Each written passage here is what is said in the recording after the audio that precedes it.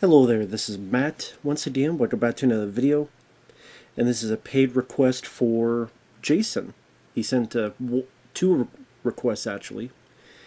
And they were the escape room films. Now, the first one came out in 2019. First off, thank you, Jason. I'm sorry for the lateness of it. I'm trying to get to these as soon as I can. If anyone wants to request any type of videos, whether it be a topic, a movie review, a re-review, a ranking, a tier list, a random commentary, random thoughts on the subject, playthrough of a full video game, or trying a game for an hour, whatever the case may be, PayPal is usually the best bet to send it. I do have a Cash App and a Patreon because people have asked me about it. They're in the info box down below or to the side, wherever YouTube has it nowadays. Feel free to do so. I really appreciate it. I will get to it as soon as I can. Now, Escape Room, I almost said Escape Plan, but that's a different movie, which got a trilogy for some reason. Escape Room is one of those movies where there's a lot of faults I could find in the movie. It's not a film I need or want to own in my collection. Again, it does have its faults, but I would be lying if I said I hated the film. I didn't mind it at the very least as a time waster. I think because just the subject matter, as well as some of the cast, I didn't mind some of the actors. It went at a pretty good pace when it got started, and the subject matter is fun for me. I've never been in an escape room. Always wanted to. Maybe one day. Obviously, they're not going to be like this, but the thing always fascinates me because it's pretty much taking a bit of Saw and a bit of that film Cube, for those who remember, where people are trapped in rooms and each room has certain traps in them. Only those rooms are pretty bare. Just there's really not much in terms of furniture or other proceedings other than you find out what that specific trap is, unless it's one of the safe rooms. And I think that got a trilogy of movies, Cube. But the reason it fascinates me is because with each room there could be a sense of creativity as to what kind of room it is. I just maybe how some people get into the Saw sequels.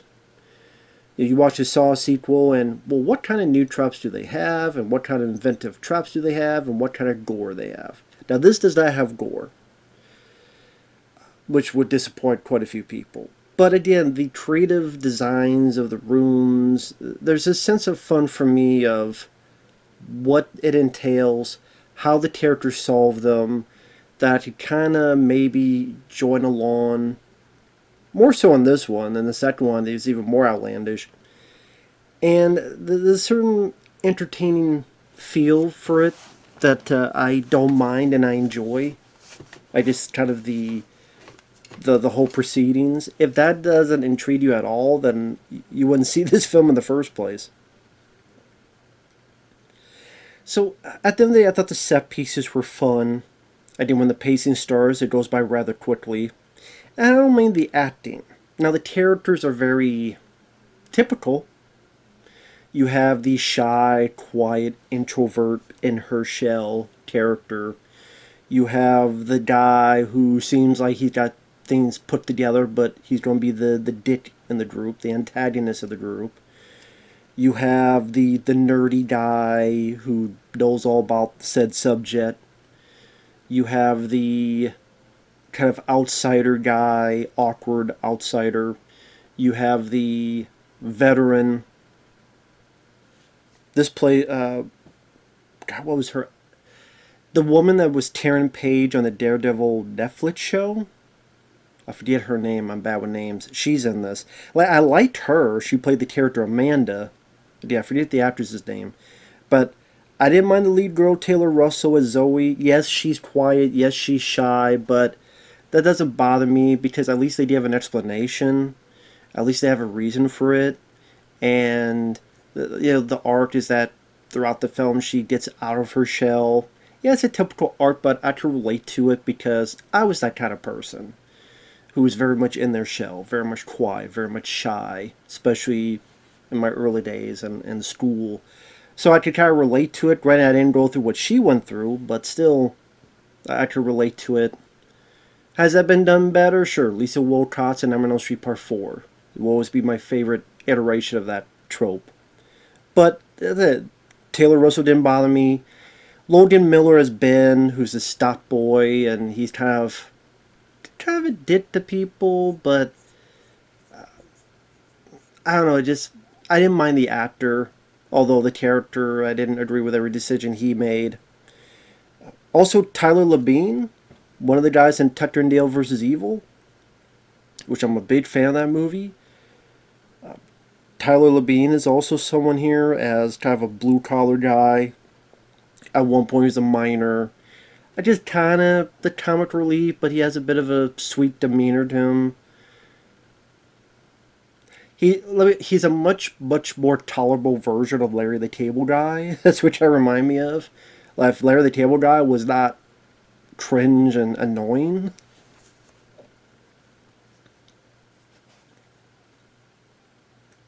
Yeah, I guess that's the best way to put it. Now the setup is pretty simple. We see a scene happening where someone's trapped in a room that's ready to crush them. We cut back to another time period where 6 people get together. Now, for the chunk of it, we see 3 people. Taylor Russell and what she's doing, where she's a student who doesn't want to go out, very scared. You tell she's got some kind of issues with dealing with a plane. She has panic attacks. And you find out later what that's all about. Logan Miller, like I say, he plays Ben. He's a guy, a stock boy. Filling up the stocks of the store. Can't get much in terms of hours. Kind of looked down upon as someone that you can't depend on. And then you have this other guy who's in an office trying to be, I forget what job he had, but trying to suck up to the boss and thinking all high and mighty, everything's going to be fine. Well, they did this puzzle box. They were able to solve it. They did invite to this building where they beat 3 other people.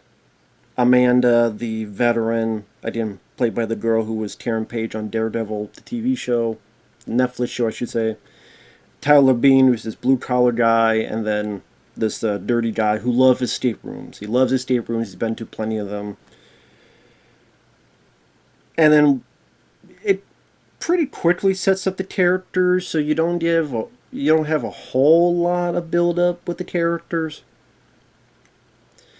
And of course, when it hits the fan, there's not a whole lot of time to stop and smell the roses. So if you say, well, character development it may be a bit lacking, it is, but at the same time, I can understand it. So I guess I wasn't as bothered with it compared to maybe other films of its ilk. And like I said, some of the actors I didn't mind. And you have a group of rooms, and each one have a certain motif. So like one room is like a big furnace, like a big oven. And they're trying to find clues as the hot air is coming in, and it's getting warmer and warmer, and then all of a sudden there's fire in the middle trying to come down upon them. There's another room that is got this like invisible wall, and everything's snow, it's getting much colder. And they have to figure out how to get out before they freeze to death. There's another room where everything's upside down and the floor is ready to cave in. So you have to find the clues in order to escape before they fall through the floor. There's a medical room that I gotta figure out what to do, otherwise this thing will come out and I think it's carbon monoxide. Anyway, some poison, they'll die if they don't figure. So each room has that type of thing. So again, it has a Saw quality just without the gore, which again, I could see would not be very enticing to people, because if you're not in the Saw films, there's that. If you're in the Saw films, you want the gore. But at the same time, this film did do well enough to get a sequel, and like I said, for me, because I didn't mind some of the actors, yeah, again, the characters are cliche, typical, but again, I've seen much worse actors and much worse characters. Yes, I'm looking at you, Alan Romulus. I maintain that, and I commit to that opinion. I mean, I got more out of Taylor Russell and some of these other folks than those folks. Except maybe the android, but anyway, that's a whole other thing. And you see, it was kind of cool to be among them, among the group, trying to figure out what to do and what clues to find out. Right, I never would have figured all this stuff out, but it's like, okay, yes, you could chalk it up to conveniences, but at the same time, there's supposed to be people that know their way about puzzles. That's why we want people who could solve these puzzles, so that means that they have a little bit more of a different mindset than I would, who don't know squat about solving puzzles. That's why I wouldn't mind to be in one that's, as long as my life's not in danger. But you have to go along with them and stuff. Now, like I said, there is stuff that would have been cool if you had a bit more grit, R-rated, gore, violent in the acts, sure, to bring a bit of visceralness to it. Although they probably just rely on a bunch of CGI, so would it really be that great?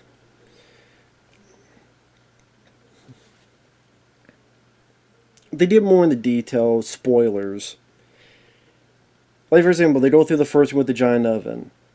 I like them kind of finding the clues. I'm a sucker for that. Whether it be Indiana Jones or the Goonies or National Treasure, I'm a sucker for people like looking, finding clues, trying to figure stuff out. Maybe because I'm trying to go along with them and trying to figure out along with them. So I'm being kind of active as well as a participant to what the characters are doing on screen. Same if I'm playing a video game. I may not be good at it, but I'm certainly worth a try. And oh, this doorknob fell off. Okay, it's an oven. Oh, it stopped on here. Or no, it's actually, we don't know what to do with this. Oh, now this whole room's heating up. Wait, there's a book called Fahrenheit 451. Why don't we turn this to 451? Oh, this opens up. Oh, here's a clue on here. What does this clue mean? And that goes along with each of the sections they go through. Now there are times that the characters do some pretty, or say some pretty dumb things, like when they're in the ice level, so to speak. There's a bit where, again, spoilers, the nerdy guy is the first to go. He falls through the ice because Ben, the stop boy's being a bit of a dick. He's cold. He throws, fine, you want the lighter here, and throws it. So the guy picks it up. He falls through the ice. Now he falls through the ice. I think it's Tyler Labine. He comes up and goes, "What happened, dude? Where is he?" I'm like, dude, you're seeing a big patch of ice on the ground that wasn't there before. Where do you think he went? The sky? You know this was all ice. Now there's a big hole in the ice, and the guy is missing. Where do you think he went? Like, take a guess. I'll give you 3 guesses, and the first 2 don't count. So it just like that was a really stupid question to ask. You know, there's stuff like that. Again, you have to have the trope of one of them's the antagonist, and I'm like, did we really need that to be the case? And honestly, that was the thing like Cube. Cube kind of did the same thing, where one of them became an antagonist, and now what do we have to deal with these traps in these rooms, but we gotta deal with this bad guy as well. And that, I really don't think needed to be part of the film. I don't think it added that much to it. Because granted, he's a bit of a prick, but he does do good things. Like, there's people who'll jump down and save and get them out of there, so he's not like a one-dimensional mustache-twirling villain. Although he has his close moments. But I didn't think that trope needed to be in there at all. Like I said, each of the, a lot of the rooms, like I said, the first 3 especially, the fire room, as I put it, the ice room, and then the upside down room, where there's these billiards, and they see this puzzle, and they got put together, and there's these colors, with the color schemes matches the billiard balls, and that means it could be this code. And while she doesn't have a whole lot to do, I did like the Amanda character, played by, I'll call Karen Page. I liked her acting. I liked her demeanor. She meant, like, you felt sorry for her. You tell she's a bit claustrophobic. Because one interesting part of the film is when you get to the medical room, you find out they all have something in common. They've all survived tragic events. And I like that idea. And that's why these rooms are kind of similar to their backstory. So, for example, in the ice part, that's similar to what the office dickhead he went through, where he was trapped in the freezing cold with another guy, and they even had the same coat there that he had when he went through his event.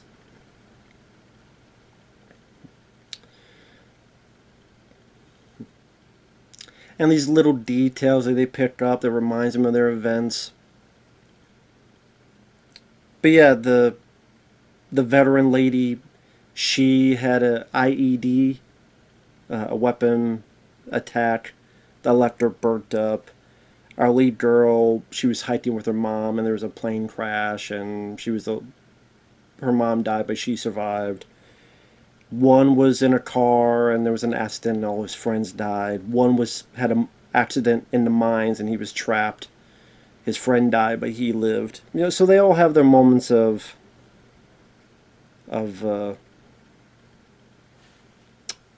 tragic past. And you find out the backstory of what's going on is there's rich people, and they built this whole contraption thing, and they make these bets, and they want to bet on who is the luckiest person. Of all the people to survive by luck, who's going to be the lucky one to survive this round? Now, I know you say how ridiculous that is, and how silly that is, and how preposterous that is, and you have a point.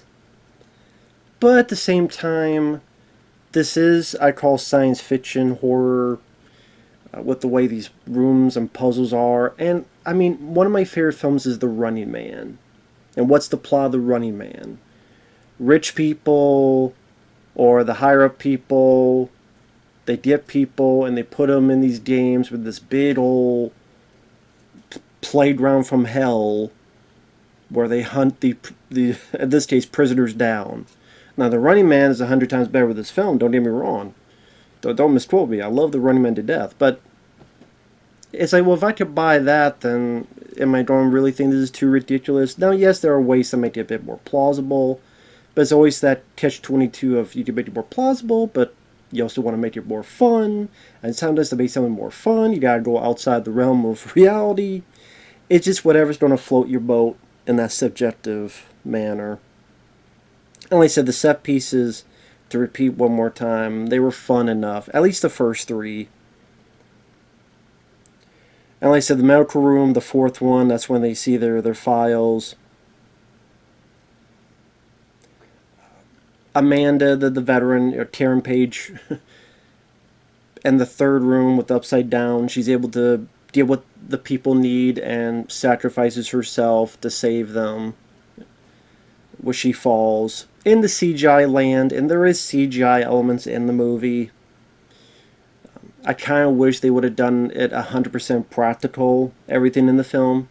I mean, there are chunks of the movie where these rooms are done practically. But, they do add in their CG elements, I'm sure, for safety reasons and stuff. The fourth one, like I said, the medical room, something about EKG, and they don't know whether to shock someone and their heart has to beat really quickly, or you have to slow your heart down. But our lead girl, she goes, wait a minute, we're playing their game, this ain't going to work out, we need to do something very different, we need to do something very outside of the beaten path, otherwise we're playing by their rules and we won't get out of here. So she's breaking all the cameras while the other three are trying to make it out of there. Now, I get what they're trying to do, because at the end of the day, she is right. And by doing what she does, the characters who do survive get out of there. But she could not have known what was going to happen, and even that involves even more convenience or even more luck or even more, really, that's how it worked? That maybe push you off the ledge in terms of that, because what happens is she's breaking the cameras while they figure it out. At first they think they gotta shot someone, so the prick, of course, is more of a prick, shots Tyler Labine to a coronary, he dies, and then he realizes, well, actually they want to slow our heart down, so he does it. It makes this machine work, able to do what they need to leave, and the stop boy Ben and the prick, they go as soon as the poison, the gas erupts. Now to jump ahead, and I did say spoilers, you see the girl Zoe knocked out. She is knocked out. She's knocked the hell out. So if you're knocked the hell out and this gas is there to poison you, you would think, oh, she's going to die. Now granted, as she's passed out, or looks like she's knocked out, the camera pans to this oxygen mask that's, 3, 4, 5 feet away from her. Then it cuts to Logan Miller, which I do wish they would have done a bit more with this character, where, I don't know, of the characters, he is the one that I think could have been worked on the most, because it was hard for me to get a feeling for his character. He is a guy that no one could depend on, and he seems kind of a dick, but not as much as the other more dickhead. But then you could tell he does care a bit. But I don't know, it just seemed like him. Maybe just I didn't mind the actor who played him, but that character, there could have been a bit more meat to the bones to him. I don't know how else to put it. And the room they go into, I thought really sucked. It was a really lame room. I guess you call it the drug room, where it's trying to be this like 70s, 60s, 70s. I was waiting for Inagata DeVita baby to pop up. Psychotronic type of room where they touch something and then they're on these drugs. And I didn't even understand how the room was solved. Like the Ben character sits down, he sees something, I guess is in a mirror, and then something happens. It's an antidote, and I still didn't understand what the hell was going on, as in how he solved it. And of course, the other guy decides to be the supreme dickhead. Big surprise. Actually, they would have been less predictable if he wasn't a dick. And it's like, you think I'm going to be this way, but I'm not. But, they went the more predictable way. So there you go. They have a struggle. The guy falls and hits his head and dies while Ben takes the antidote. And gets into the last room, which is the room from the beginning of the movie, the room that's crushing and caving in on him.